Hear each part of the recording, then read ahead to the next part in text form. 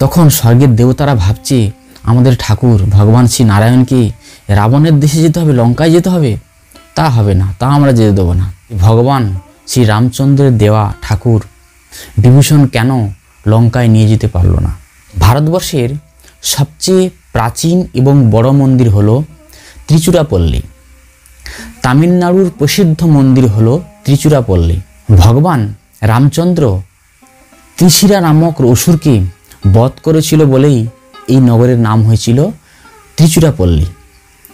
এই ত্রিচূড়াপল্লীকে কাবেরী নদী দুটি ভাগে ভাগ করেছে এবং এই কাবেরী নদীর পাশে একটি ঢাপু আছে, একটু উঁচু জায়গা আছে। রঙ্গনাথ বা ত্রিচূড়াপল্লীর মন্দিরের আয়তন 4 মাইল। পুরাণে উল্লেখ আছে মন্দিরের ভিতরের মধ্যে প্রায় 30,000 লোক বসবাস করতে পারত এবং 21টি দ্বার ছিল, 7টি পরকট এবং 24টি গোপুর ছিল। মন্দিরের ভিতরটা এত বড় ছিল যে মন্দিরের ভিতরে গাড়ি দিয়ে যাতায়াত করতে হতো। যেমন জগন্নাথপুরীর মহাপ্রসাদের মহিমা, তেমনি রঙ্গনাথের মহাপ্রসাদের মহিমা। এই রঙ্গনাথ মন্দিরে কোন ঠাকুর বিরাজমান? তিনি হলেন স্বয়ং শেষশায়ী নারায়ণ ভগবান স্বয়ং বিরাজমান। এই রঙ্গনাথ সবচেয়ে প্রাচীন ভগবান।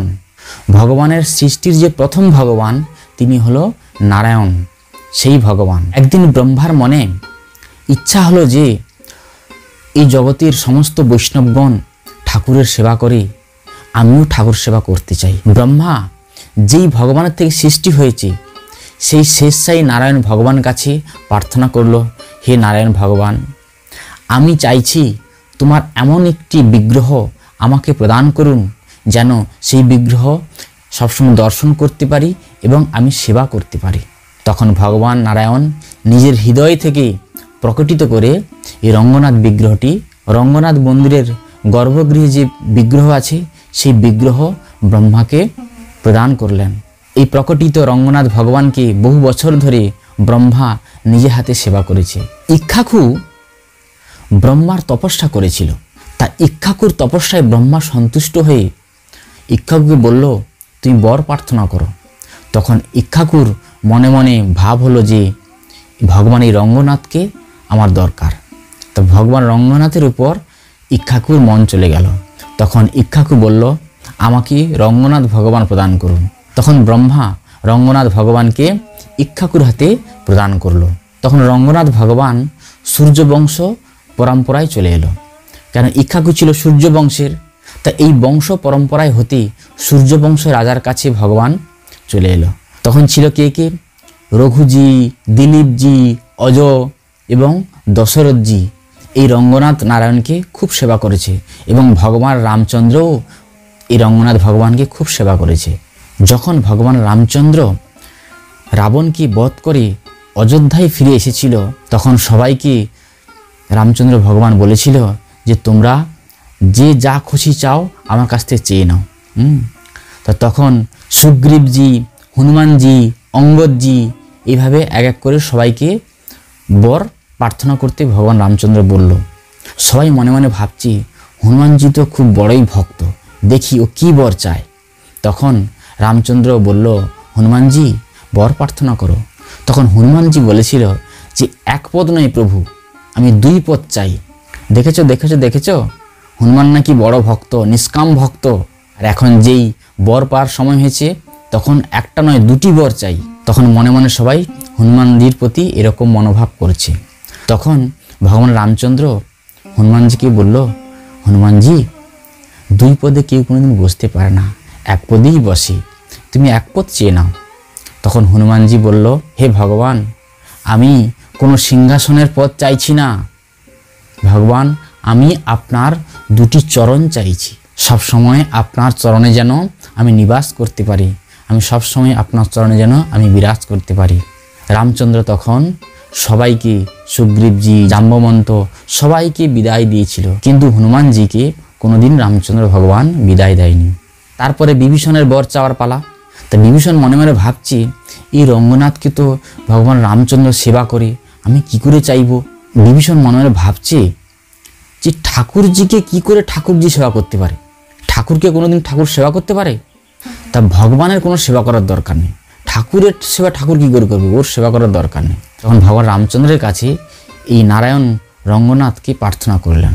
রামজি তো খুবই উদার, কিন্তু নারায়ণ রঙ্গনাথ তিনি কিন্তু লঙ্কায় যেতে চায় না। ভগবান নারায়ণ রঙ্গনাথ মনে মনে ভাবছে আমি তো লঙ্কায় যাব না। তো বিভীষণ কি করেছে, সঙ্গে সঙ্গে মন্দিরের গর্ভগৃহ পুরো মন্দির সমেত তুলে ফেলেছে। তখন রঙ্গনাথ ভগবান নারায়ণ বিভীষণকে একটি শর্ত দিল যে তুমি আমাকে যেখানে রেখে দেবে আমি সেখানেই কিন্তু থেকে যাব। ঠিক আছে প্রভু, আমি যেখানে রাখবো আপনি সেখানেই থেকে যাবেন। তা এইভাবে তখন বিভীষণ রঙ্গনাথকে নিয়ে খুব দ্রুত গতিতে লঙ্কার দিকে ছুটে চলেছে। তখন স্বর্গের দেবতারা ভাবছে আমাদের ঠাকুর ভগবান শ্রী নারায়ণকে রাবণের দেশে যেতে হবে, লঙ্কায় যেতে হবে। তা হবে না, তা আমরা যেতে দেবো না। আমাদের সমস্ত ইন্দ্রিয়ের দেবতা আছে, চক্ষু কর্ণ নাসিকা জিহা উদর উপস্থ সবার দেবতা আছে। তারা কি করলো, যে বিভীষণের প্রস্রাব লাগিয়ে দিল। এমন প্রস্রাব লাগালো, প্রস্রাব আর শেষই হয় না। তা বিভীষণ সেই প্রস্রাবের বেগের চাপে যে ভুলেই গেছে ভগবান রঙ্গনাথ বলেছিল যে তুমি যেখানে আমাকে রাখবে আমি সেখানেই থেকে যাব, এই শর্ত দিয়েছিল। বিভীষণ ওই তিরুচিরাপল্লীর কাছে কাবেরী নদী আছে, ওই কাবেরী নদীর পাশে একটু টাপু আছে, উঁচু যা ঢিপি আছে, সেই ঢিপির উপরে ভগবান রঙ্গনাথ নারায়ণকে রেখে প্রস্রাব করছে। প্রস্রাব আর শেষই হয় না, প্রস্রাব করেই চলেছে। তা প্রস্রাব শেষ করে এসে আসমন করে স্নান ফান করে এসে ভগবানকে বলছে ভগবান চলো। ভগবান বলছে তুমি কি ভুলে গেছো যে তুমি আমাকে শর্ত দিয়েছিলে যে আমাকে তুমি যেখানে রাখবে আমি সেখানেই থেকে যাব। তখন বিভীষণজি ভগবান নারায়ণের কাছে প্রার্থনা করে বলছে তাহলে আমার কি হবে, আমার লঙ্কাপুরী কি হবে? তখন ভগবান শ্রী রঙ্গনাথ নারায়ণ বলেছিল তুমি যাও, তুমি লঙ্কায় যাও। আমি তোমার লঙ্কায় যেতে পারলাম না, কি হয়েছে? আমি কিন্তু সবসময় তোমার লঙ্কার দিকে দর্শন করতে থাকব।